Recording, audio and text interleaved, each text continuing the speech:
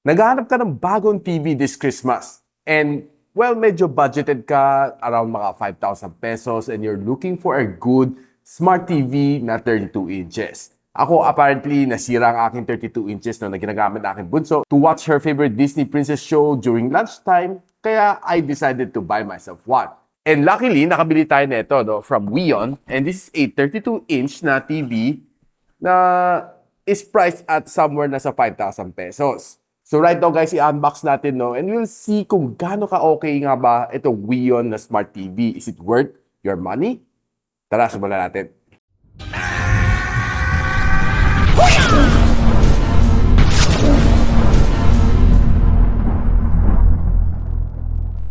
Now guys, ang dami nakasulat dito, FHD siya, HD TV, USB 2.0, HDMI 2-inch speaker, and analog TV.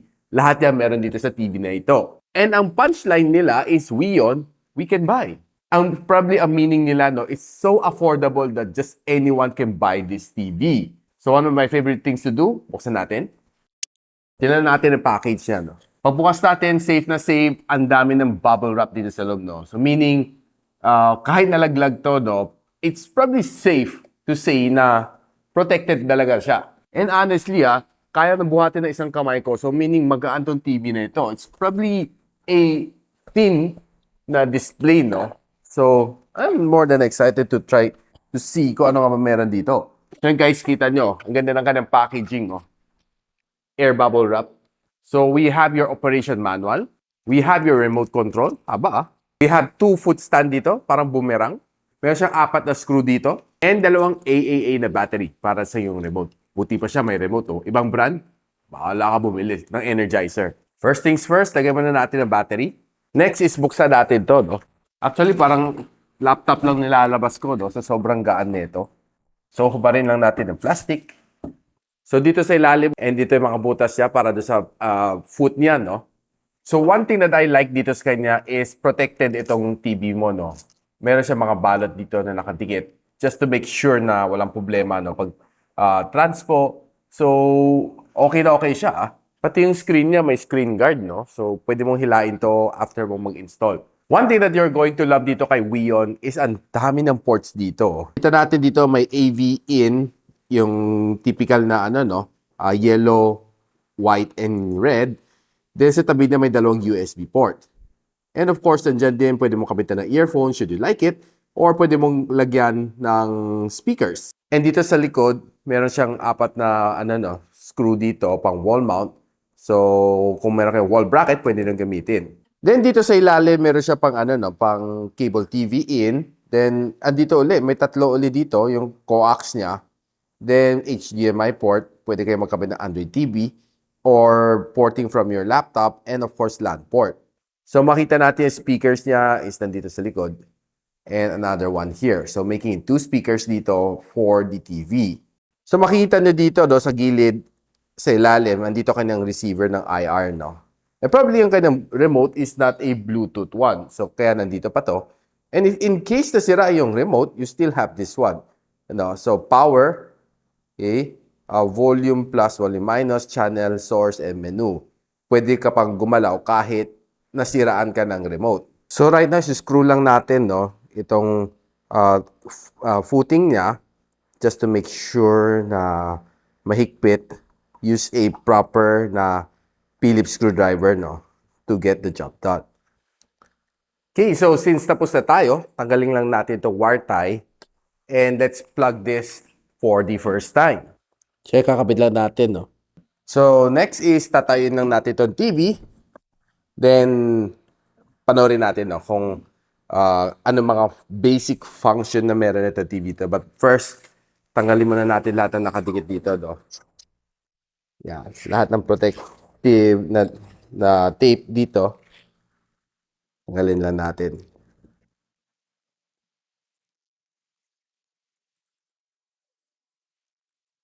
Good. Silalim wala, So I guess we're good to go. So okay, bubuksan natin siya for the first time. So, ito remote natin, Buksan na natin.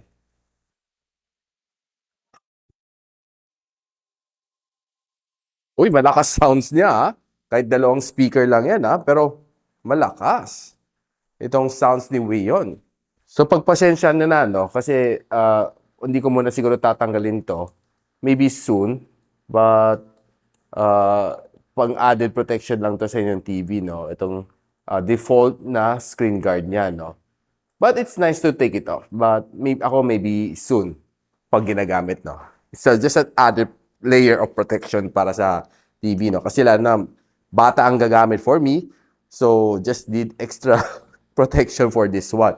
So, yeah, kita natin ang mga functions niya, and what's the best thing to do is, of course, to search. Of course, kailangan muna natin pumasok sa network settings, no? Just add, basically this is Android, okay? Tingnan natin, no? Just need to hook it to my Wi-Fi. I would highly suggest kung madalas gamit na mag-type dito sa TV, do invest on a mouse and a keyboard, no? Like mga Rapuna 9900M, it would be a very good addition, no? On top of this one. So, tingnan na natin yung mga source, no? You can have different source dito, ATV, okay? So, AVI1, AVI2, and HDMI port, no? So, yun ang 4 different sources na pwede mo ikabit dito sa TV na ito, which is very, flexible siya, if you ask me. So, what's nice dito sa kanya, no? Meron siya mga preloaded dito na music. Like, nakita natin, no? Pwede ka mag-hook up sa Spotify, which, yun ang, naka-fix sa kanya. So, let's just see, ano meron dito, no? Na pwede natin i-play. Okay. Just try pop. So, basically, it will hook you up to, lilink ka na sa YouTube na, no? So, magpa-playback lang siya ng song, depending on what you selected. Okay? So, let's just simply try. Let's see kung okay nga ba siya. Meron na siya sa song ni Taylor Swift, Anti-Hero.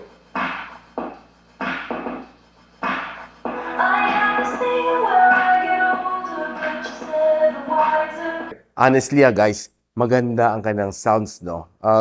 Just be honest, for a price point at this one, I would say, not so bad ang kanyang sound, and I'm just, ang sound niya is just 32% pa lang ng kanyang maximum na capability, which I think would be a lot more louder pag sinagad-sagad natin ang kanyang speakers.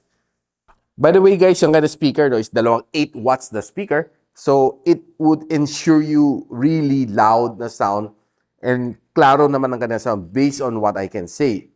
So, since nandyan na si Donnie, let's just give it a quick try.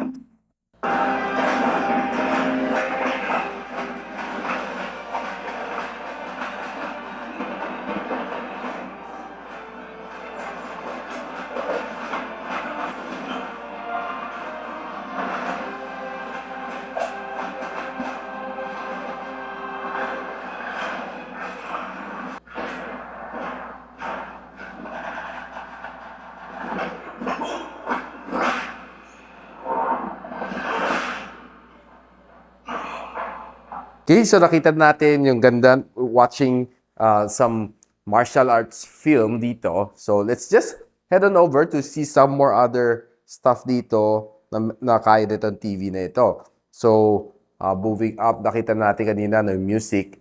Then we head on over to video.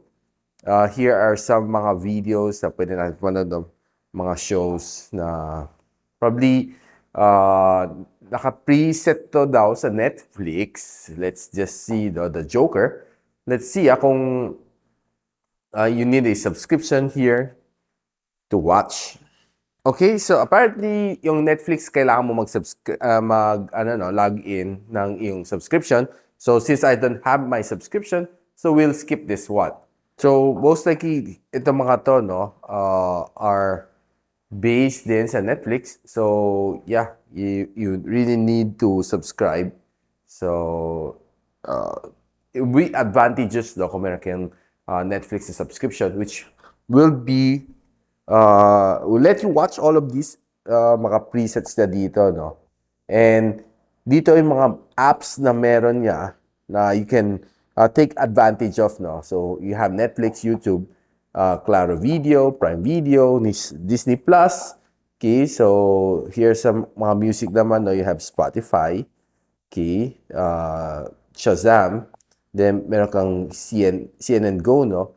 Then NBC News, then you also have Facebook na pwede nang gamitin should you want to browse your social media on pwede kayo tumingin dito some of the apps that might be helpful for you like si App Store. Okay? So, pwede kayo mag-login dito sa kanyang App Store, do. Kanyang native na App Store would let you install yung mga apps na gusto mo, like mga Kodi and other, no? Which is quickly browse to lang natin dito. Okay? So, dami yan. Dami pwedeng i-install dito, no? Okay? So, SoundCloud, okay, YouTube Kids, okay, some of the ones that I know. Yeah, so, andyan yung mga iba naka-install dyan, pre-installed. So, there are many na mga paid apps, but you can search for some mga free apps like Kodi. It depends na lang, no, kung anong taste ninyo. Check lang natin yung in-install natin a while ago, no, yung Racing.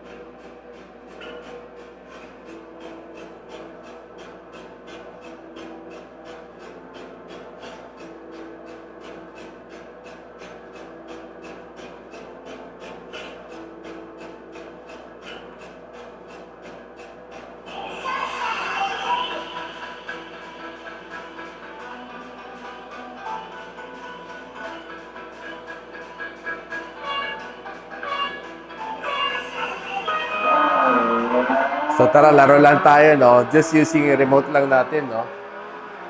O ha?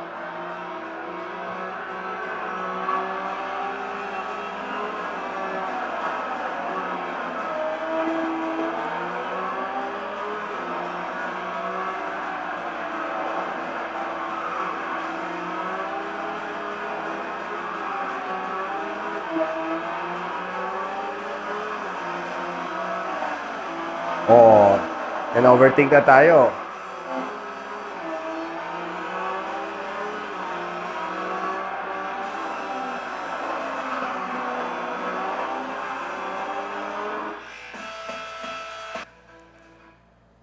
So yun guys, nakita na natin na kaya natin maglaro ng some quick games dito, pamparelax lang dito sa TV na ito, no?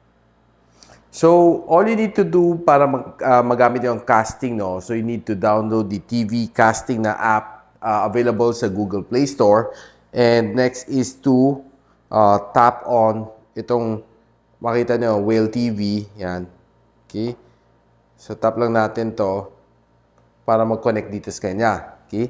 So, you can view just simply anything. Let's say you want to check your some of your videos. Okay, so pwede natin i-cast, no? So, in a while.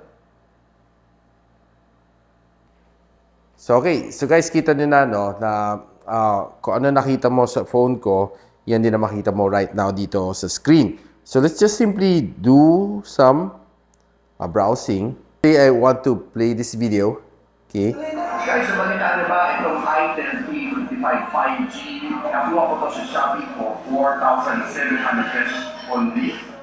Meron siyang Dimensity 6018 JVP. Ayun ang score niya, ang taas, no? Para sa kanyang presyo. To be honest with you, magandang 50 MP na camera for its price point. Plus 5G siya, sinubukan ko sa Globe and Smart, gumagana na 5G. Totoong 5G siya. Even though the teardrop na siya, but still, it's just 4.7. So I think this thing is pretty smooth. Thanks to its 90 Hz of screen refresh rate. Yes, you heard it right, 90 Hz.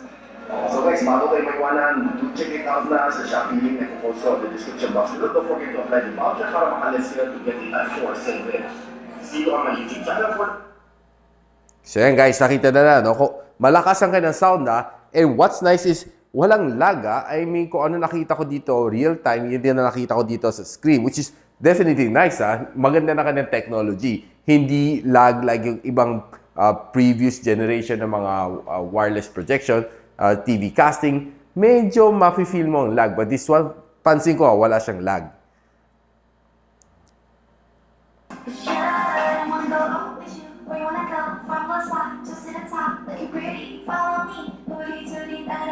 So guys, sa walkthrough ko na kayo sa everything that you need to know dito sa Weyon TV. And it's really nice and probably the best thing dito sa kanya is ang dali niya gamitin, ang lakas ng kanyang sound, bright ang kanyang color, and best of all, it's affordable just for everyone.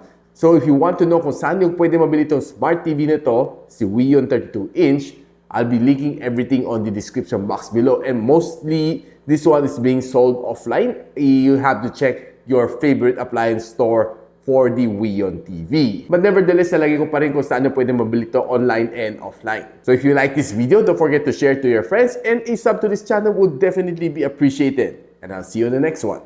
And so, ako para si JhoyMON, and you're watching Gadget Sidekick. Like and subscribe to my channel.